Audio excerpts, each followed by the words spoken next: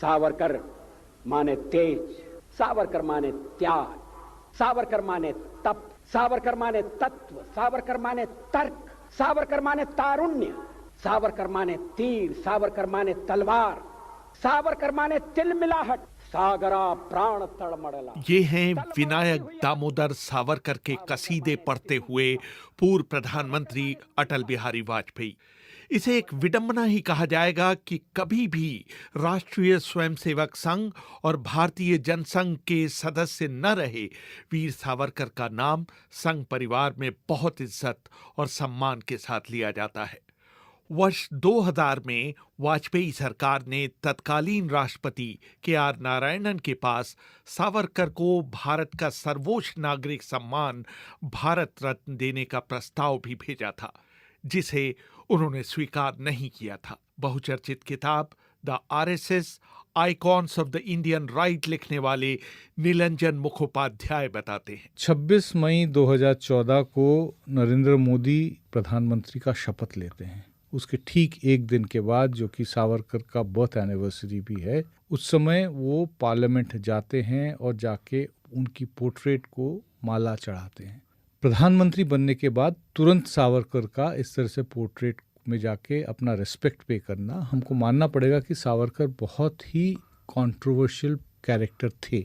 हम नहीं भूल सकते कि गांधी असैसिनेशन केस में उनके खिलाफ केस चला था, वो एक्विट हो गए थे, लेकिन उनके जीवन काल में दोबारा से कपूर कमीशन बैठी थी और कपूर कमीशन के रिपोर्ट में अभी भी जो कहते हैं कि नीडल ऑफ सस्पिशन उनसे हटा नहीं है, उस नेता को जाके अपना मानना एक बहुत बड़ी सिंबॉलिक एक्ट थी प्रधानमंत्री नरेंद्र मोदी की। 1906 में लंदन में अक्टूबर की एक ठंडी शाम एक चितपावन ब्राह्मण इंडिया हाउस के अपने कमरे में झींगे यानी प्रॉन्स तल रहा था। उसने एक गुजराती वैश्य को अपने यहाँ खाने पर बुलाया था, जो दक्षिण अफ्रीका में रह रहे भारतीयों के अधिकारों के प्रति दुनिया का ध्यान आकृष्ट कराने लंदन पहुंचा हुआ था। उस समय गांधी महात्मा नहीं थे, मोहनदास करमचंद थे।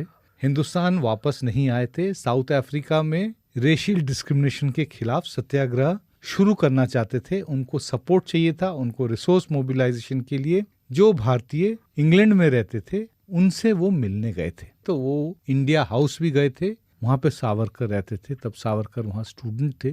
जब गांधी जी पहुंचे उनसे मिलने के लिए, तो उस समय वो अपना शाम का भोजन तैयार कर रहे थे, तो वो प्रॉन तल रहे थे अपने फ्राइंग पैन में। तो उन्होंने वो बनाने के बाद गांधी को बोला कि जी आप खाइए। तो गांधी ने कहा कि भाई मैं वेजिटेरियन हूँ। तो बोलते आप अंग्रेजी साम्राज्यवाद से कैसे लड़ेंगे विथ नो एनिमल प्रोटीन। ये एक पिक्यूलियर विडंबना है, आपको देखने को मिलेगी ना सिर्फ सावरकर में, लेकिन तमाम देश के, दुनिया के कई सारे जो लोगों ने रिलीजन को इस्तेमाल किया पॉलिटिकल पावर पाने के लिए, कि वो अपने पर्सनल लाइफ में बहुत ज़्यादा रिलीजियस नहीं थे। चाहे वो मोहम्मद अली जिन्ना का केस हो, चाहे वो लाल कृष्ण आडवाणी का केस हो, या चाहे विनायक दामोदर सावरकर का केस हो। अपने राजनीतिक विचारों के लिए सावरकर को पुणे के फर्ग्यूसन कॉलेज से निष्कासित किया गया था। 1910 में उन्हें नासिक के कलेक्टर की हत्या में संलिप्त होने के आरोप में गिरफ्तार किया गया था। सावरकर पर खासा शोध करने वाले वरिष्ठ पत्रकार निरंजन तकले बताते हैं, नासिक के जो डिस्ट्रिक्ट कलेक्टर थे जैक्सन की हत्या हुई थी और उस सिलसिले में उनके बड़े भाई को अरेस्ट किया गया था, गणेश दामोदर सावरकर को। और सावरकर ने जो लंदन से पिस्टल भेजे थे, उनमें से एक पिस्तौल का इस्तेमाल करके कानेरे ने हत्या की थी जैक्सन की। वो उनके ऊपर जुर्म था, अबेटमेंट ऑफ मर्डर। उसमें उनको अरेस्ट किया गया। एसएस मौर्या नाम की शिप से उनको लंदन से इंडिया ला रहे थे और पहले मार्सेलिस पोर्ट पर उन्होंने इंटीमेशन दिया था कि मेंटेनेंस के लिए ये शिप वहाँ पे रुकेगी। तो मार्सेलिस में जब एंकर हुई तो वहाँ पर पोर्ट होल जो है, जो शिप को साइड में होल्स उस वक्त होते थे, तो उस पोर्ट होल से उन्होंने जंप किया सावरकर ने। आगे की कहानी उनकी जीवनी ब्रेव हार्ट सावरकर लिखने वाले आशुतोष देशमुख बताते हैं। सावरकर ने जानबूझकर अपना नाइट गाउन पहन रखा था। शौचालय में शीशे लगे हुए थे ताकि बंदी पर नजर रखी जा सके। सावरकर ने अपना गाउन उतारकर उससे शीशे को ढक दिया। उन्होंने पहले से ही शौचालय के अंदर के पोर्ट होल को नाप लिया था और उन्हें अंदाजा था कि वो इसके जरिए बाहर निकल सकते हैं। उन्होंने अपने दुबले पतले शरीर को पोर्ट होल से नीचे उतारा और बीच समुद्र में कूद गए। उनकी नासिक की तैरने की ट्रेनिंग काम आई और वो तट की तरफ तैरते हुए बढ़ने लगे। सुरक्षा कर्मियों ने उन पर गोलियां चलाई, लेकिन वो बच निकले। तैरने के दौरान सावरकर को चोट लगी और उससे खून बहने लगा। सुरक्षाकर्मी भी समुद्र में कूद गए और तैरकर उनका पीछा करने लगे। सावरकर करीब 15 मिनट तैरकर किनारे पर पहुंच गए, लेकिन किनारा बहुत रपटीला था। पहली बार वो फिसले, लेकिन दूसरी कोशिश में वो जमीन पर पहुंच ही गए। वो तेजी से दौड़ने लगे और 1 मिनट में उन्होंने 450 मीटर का फासला तय किया। उनके दोनों तरफ ट्रामें और कारें दौड़ रही थीं। सावरकर करीब करीब नंगे थे। तभी उन्हें एक पुलिस वाला आता दिखाई दिया। वो उसके पास अंग्रेजी में जाकर बोले, मुझे राजनीतिक शरण के लिए मजिस्ट्रेट के पास ले चलो। और उनके पीछे पीछे दौड़ रहे सुरक्षाकर्मी चिल्लाए, चोर चोर, पकड़ो उसे। सावरकर ने बहुत प्रतिरोध किया, लेकिन कई लोगों ने मिलकर उन्हें पकड़ ही लिया। इस तरह सावरकर की कुछ मिनटों की आज़ादी खत्म हो गई और अगले 25 सालों तक वो किसी न किसी रूप में अंग्रेजों के कैदी रहे। उन्हें 25-25 साल की 2 अलग अलग सजाएं सुनाई गईं और सजा काटने के लिए भारत से दूर अंडमान यानी काला पानी भेजा गया।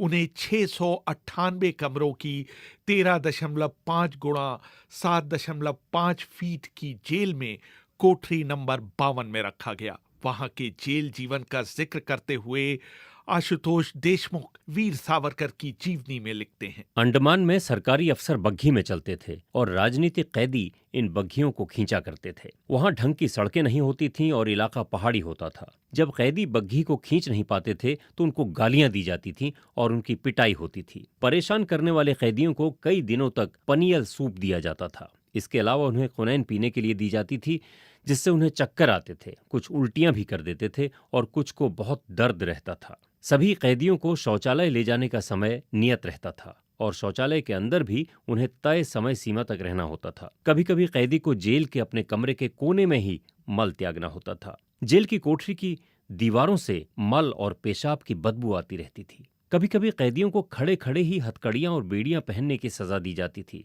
उस दशा में ही उन्हें खड़े खड़े शौचालय का इस्तेमाल करना पड़ता था। उल्टी करने के दौरान भी उन्हें बैठने की इजाजत नहीं थी। लेकिन यहाँ से सावरकर की दूसरी जिंदगी शुरू होती है। सेलुलर जेल में उनके काटे 10 साल 9 महीनों ने अंग्रेजों के प्रति सावरकर के विरोध को बढ़ाने के बजाय समाप्त कर दिया। मैं तो सावरकर की जो पूरी लाइफ है उसको एक 4 पार्ट्स में देखता हूँ। पहला जो उनका था वो एक रोमांटिक रेवोल्यूशनरी का था, जिसमें उन्होंने 1857 की एक किताब लिखी थी, the first war of independence, जिसमें he had celebrated secularism in a very rich and lavish words. जब उनको अरेस्ट हुई तो अरेस्ट होने के बाद उनकी जब असलियत से उनका सामना हुआ, 11 जुलाई को वो वहाँ पर पहुँचे और उन्होंने 29 अगस्त को अपना पहला मर्सी पिटीशन लिखा, केवल 2 महीने के भीतर। उसके बाद वो अलग अलग टाइम पर उन्होंने 6 मर्सी पिटीशंस 9 सालों में वहाँ पर लिखे। उस जेल के जो रिकॉर्ड्स है वो ये बताते हैं कि हर महीने 3 या 4 कैदियों को फांसी दी जाती थी और फांसी का जो यार्ड है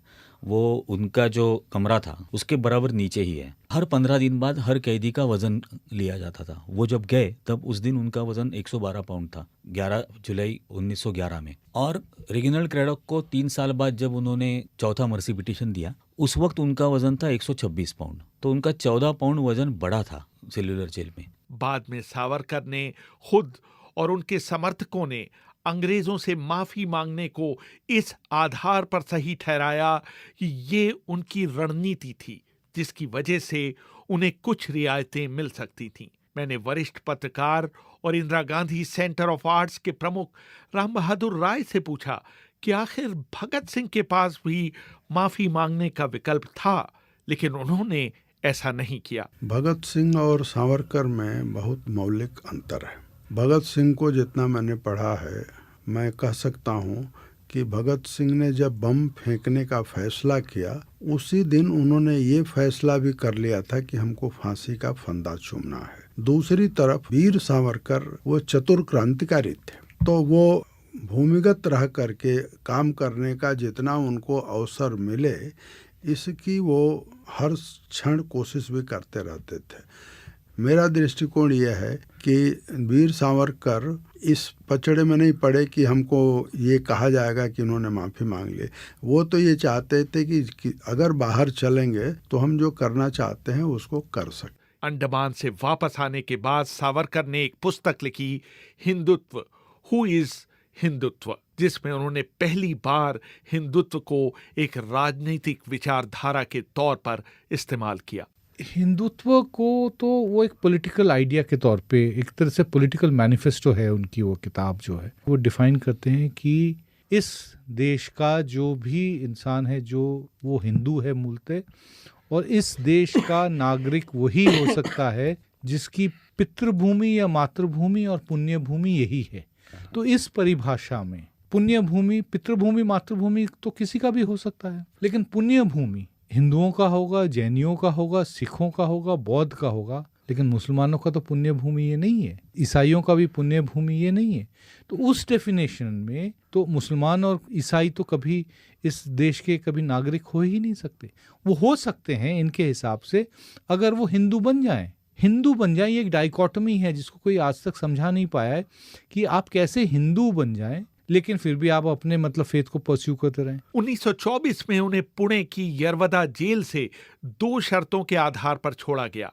एक तो वो किसी राजनीतिक गतिविधि में भाग नहीं लेंगे, और दूसरे वो रत्नागिरी के जिला कलेक्टर से अनुमति लिए बिना जिले से बाहर नहीं जाएंगे। वाइसरॉय लिनलिथगो के साथ उन्होंने राइटिंग में एग्रीमेंट किया था, to fulfil the common objective of the British empire and Hindu Mahasabha, I will spend my rest of life in opposing Gandhi, Congress and Muslims. अंग्रेज उनको हर महीना पेंशन दिया करते थे, 60 रुपए महीना उनको पेंशन मिलता था। तो ऐसी अंग्रेजों की कौन सी सेवा करते थे जिसके लिए उनको पेंशन मिलता था, और ये अकेले ऐसे थे। अतिवादी विचारों के बावजूद सावरकर का टेस्ट अच्छा था।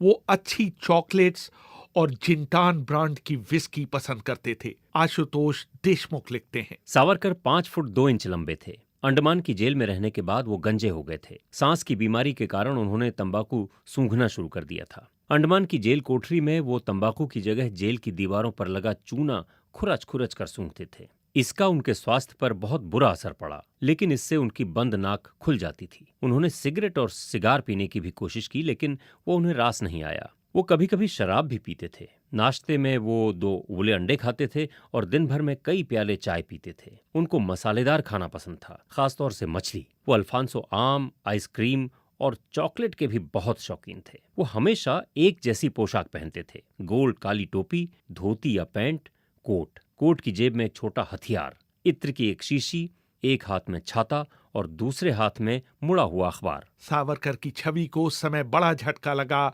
जब महात्मा गांधी हत्याकांड में शामिल होने के लिए 8 लोगों के साथ उन्हें भी गिरफ्तार किया गया, लेकिन सबूतों के अभाव में उन्हें बरी कर दिया गया। पूरा संघ परिवार बहुत समय लग गया गांधी असैसिनेशन का जो स्मीयर था उससे उस दाग को हटाने में। सावरकर जेल में गए 1948 में, उसके बाद उनका एक्विटल हुआ। उसके बाद से 64 तक जिंदा रहे, लेकिन उस पीरियड में वो कभी उनको एक्सेप्टेबिलिटी नहीं मिली और राष्ट्रीय स्वयंसेवक संघ उनके कोई बहुत ज़्यादा पब्लिकली उनसे कोई इंटरेक्ट भी नहीं करते थे। एक तरह से वो बिल्कुल मार्जिनलाइज्ड पड़े रहे क्योंकि उनसे सस्पिशन कभी हटा ही नहीं। और फाइनली जब मांग होने के बाद जो कपूर कमीशन की रिपोर्ट आई उनके बाद में, तो उस रिपोर्ट्स को आप देखेंगे तो वो बोलते हैं कि उनको यकीन ही नहीं होता कि वो असैसिनेशन केस बगैर सावरकर के नॉलेज के हो सकता था। तो जो नीडल ऑफ सस्पिशन है वो तो सावरकर से कभी हटा ही नहीं। सावरकर के जीवन के आखिरी 2 दशक राजनीतिक एकाकीपन और अपयश में बीते। वीर सावरकर के एक और जीवनीकार धनंजय कीर उनकी जीवनी सावरकर एंड हिट्स टाइम्स में लिखते हैं कि लाल किले में चल रहे मुकदमे में जज ने जैसे ही उन्हें बरी किया और नथुराम गोडसे और नारायण आप्टे को फांसी की सजा सुनाई, कुछ अभियुक्त सावरकर के पैर पर गिर पड़े और उन्होंने मिलकर नारा लगाया, हिंदू हिंदी हिंदुस्तान, कभी न होगा पाकिस्तान। दरअसल उन पर जो आखिरी दिनों में कलंक लगा है उसने उस विरासत पर अंधकार का बादल डाल दिया है। दुनिया में शायद ही ऐसा कोई उदाहरण मिले जो क्रांतिकारी कवि भी हो, साहित्यकार भी हो, अच्छा लेखक भी हो। अंडमान निकोबार की जेल में रहते हुए पत्थर के टुकड़ों को कलम बनाकर जिसने 6000 कविताएं दीवार पर लिखी और उसको कंठस्थ किया, वही नहीं 5 मौलिक पुस्तकें वीर सावरकर के खाते में। इसके बावजूद जब वीर सावरकर महात्मा गांधी की हत्या से जुड़ जाते हैं, वीर सावरकर समाप्त हो जाते हैं। इसलिए उनका जो राजनीतिक उत्तराधिकार है या उनकी जो राजनीतिक धारा है वो वहीं सूख भी जाती है। 1966 में अपनी मृत्यु के कई दशकों बाद भी भारतीय राजनीति में वीर सावरकर एक पोलराइजिंग फिगर हैं। या तो वो आपके हीरो हैं या विलन। पार्लियामेंट के सेंट्रल हॉल में जब नरेंद्र मोदी जी की गवर्नमेंट सावरकर को रिस्पेक्ट देने के लिए वहां पहुंची, तस्वीर सावरकर की यहाँ लगाई है, तो उन्होंने अनजाने में गांधी जी की तरफ अपनी पीठ घुमाई थी, क्योंकि गांधी जी की तस्वीर एग्जैक्टली सामने है। ये वास्तव है आज की राजनीति का कि या तो सावरकर को आपको रिस्पेक्ट देना है तो गांधी जी की आइडियोलॉजी की तरफ पूरी तरह से पीठ घुमानी पड़ेगी, या गांधी जी को अगर स्वीकारना है, उनको अगर रिस्पेक्ट देना है तो सावरकर की आइडियोलॉजी को पूरी तरह से नकारना होगा। इसीलिए वो पोलराइजिंग एलिमेंट बन गया है, क्योंकि 1923 से उन्होंने ये टू नेशन थ्योरी से लेकर हर चीज़ को डिफाइन करना शुरू किया था, जिसके चलते बाद में पार्टीशन हुआ। रेहान फजल, BBC, दिल्ली।